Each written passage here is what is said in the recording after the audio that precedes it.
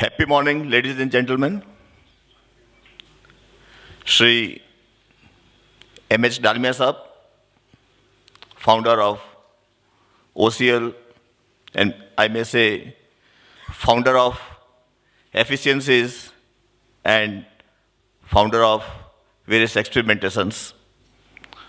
Shri Umesh Srivastavji, chairman of Holtec, and a person who supported the entrepreneurs, the technocrats, from dream to stream.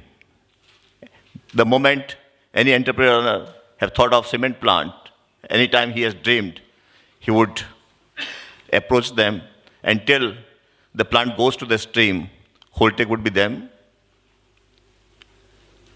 Shri Singhania Sahab, who could not come, but a doyen of cement sector, and particularly the way he was the forerunner in northern India. As well, Mr. Raja, the chairman of Ramco Cement Limited, a company which is also a role model for many, many people. Shri and Madam Navneet Kaur, Joint Secretary DIPP, and mentor and caretaker of Indian cement sector. Shri Sumit Banerjee, who is leading not only cement sector and other sectors in various ways. Shri Vaderaji, Shri Pratap Adove, my dear friends, with whom I have worked in one way or other, my colleagues in the cement sector, the vendors who have supported Indian cement sector in various ways and means. Ladies and gentlemen, I must first thank Mr. Pratap Adove and the SF Group for giving me an opportunity to be with all of you, as well to understand where the cement sector is going up. I'm delighted to be here and to share some thoughts that in what way we should act in today's and tomorrow's scenario. With the support of doyens which are being given this Lifetime Achievement Award, to whom I salute, I think our Indian cement sector has come to a stage where they have to think anew. They have to pause and think how to stay ahead. And this is very aptly modeled and projected in this magazine. So we are today second largest cement consumer and the producer in the world, and far ahead of US, who is the third cement producer in the world, but far below also China, which has capacity of more than 3,200 million tons per annum, whereas we are maybe 420 million tons or something. So we have come to a long journey, and this journey is going ahead. We have created a lot of benchmarks, milestones, not only for the Indian companies, but for the global cement sector also. And today, with the efforts of all of you, and with the support of all the vendors, I think everywhere Indian cement sector is known as the most efficient, energy efficient, environment efficient cement sector in global cement sector. Having said that, we may have to look at how we should be known as. And in today's scenario, where we all talk about that we should have smart people, we should have a smart city, smart urbanization. So what I was thinking of, that why not our Indian cement sector should be known as a smart manufacturing sector. The way we start understanding the smartness of our sector, I think it will give us pride. It will give us a direction. And it is just food for thought, which is being put up before you on a platter.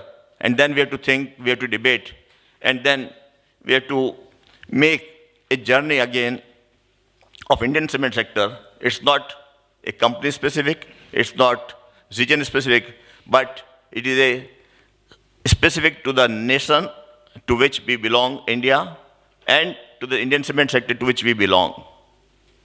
And now let us understand how we should define smartness. So in my view, S, the first alphabet of the SMART, should stand for sustainability. Since we all, while making cement for the consumer who need it to create his shelter, the companies who need to create infrastructure, the companies who need to create their industry, we manufacture cement for them, but at the same time, we do consume mineral resources, we do consume energy. So we have to think that, yes, we have to produce cement, but at the same time, how we can conserve resources, how we can conserve power. And if we start adopting best of the sustainability practices, then I think we can work on both, we can save both. And sustainability practices ultimately would lead to a scenario where we can assure our future generations that yes, we would be giving the future, the sector and the country in a better shape. So if we think of how to consume less and produce more. When I say consume less, it means how the minerals we can consume less, but at the same time, the waste material can be used as more in whether it's in raw material, whether it's in fuel, whether it's any other way. There are great examples, and I think many companies, including OCL, has shown the way, and Ms. Dalmia Sahib is the pioneer of that, has shown the way that how we can consume more and more waste of steel companies, how we can consume more and more waste of power plant as fly ash, how we can consume various other hazardous waste of various companies, various sectors, and how we can also consume municipal waste so that we can keep our nation clean and we can conserve both the limestone, which is one of the very important mineral for us, as well as the coal. So if we can definitely work on consume less, produce more, and consume more only the waste, not the minerals, then I think we can go a big way. And fortunately, since today, Madam Navneet Kaur is here, so I may request her that now our country should also consider, Madam, that there should be the philosophy of polluter to pay. In the whole world, developed world, Europe, US, Japan, there is a policy, there is a law that whoever pollutes the country, whoever generates waste, it is his duty to get it disposed of, and they must pay off to the company, to the organization who is disposing it off. It has been going on since long, and in national and international scenarios, it is being discussed. And I think to meet the NDCs of the government of India for climate change program, I think it will be a great idea to put the polluter to pay. And that way, this municipal waste also can be handled in a big way, and we can fulfill our dream of clean India. Similarly, in sustainability, how we can be more efficient in usage of both power and fuel. There are various efficient ways in which our many vendors are helping us, that how we can bring down the consumption of both the very precious items like power and fuel, which is also a major part of our cost, and that can also bring us sustainability. Third can be how we can conserve and how we can reduce and how we can harvest more and more water. Harvesting more water than when we consume, I think we can think of water positiveness, and when we think of water positiveness, then definitely it will help our society. In our company, Dalmia Group, we have targeted that by end of 17, we will be water positive in every plant.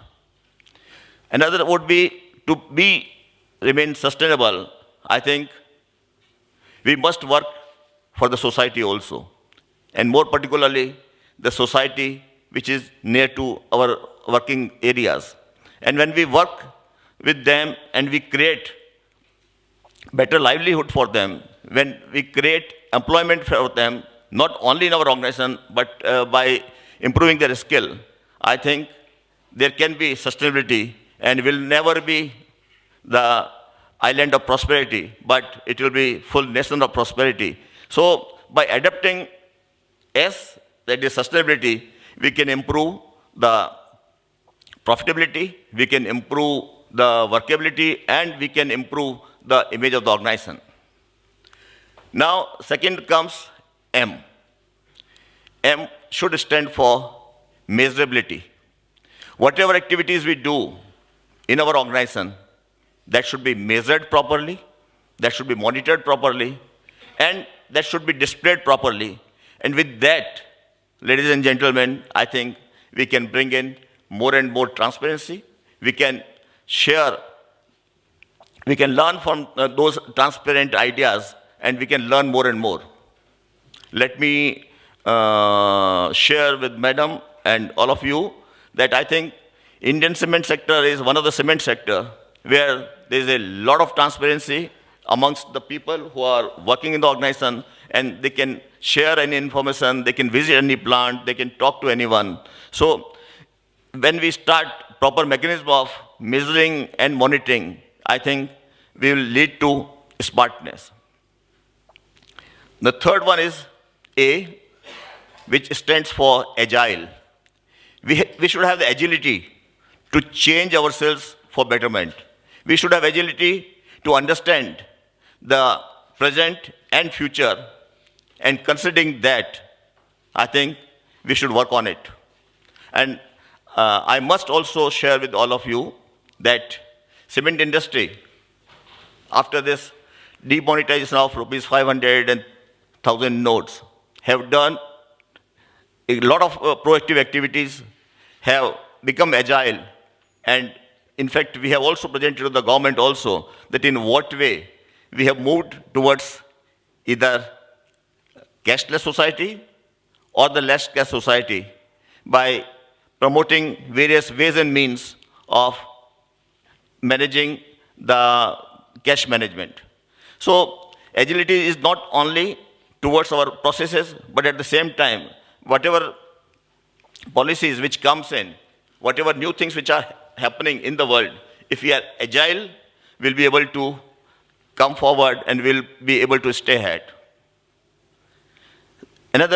Next one is R, which stands for responsibility. We have to have full responsibility not towards only our stakeholders, but towards the globe also.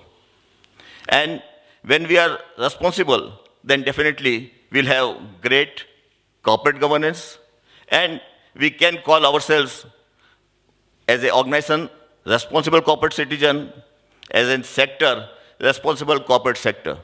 So once we start feeling and delivering responsibilities, then I'm sure whatever lacunas there may have in any of the area, that will go away, and we would be considered as a responsible manufacturing sector, and which can have better respect.